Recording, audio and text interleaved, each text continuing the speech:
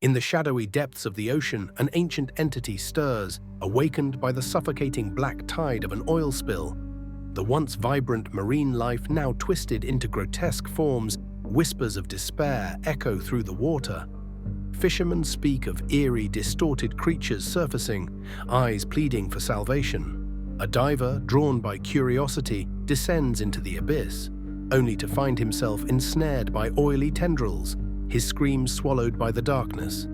As the entity feeds, the ocean's cries grow louder, a chilling reminder of nature's wrath.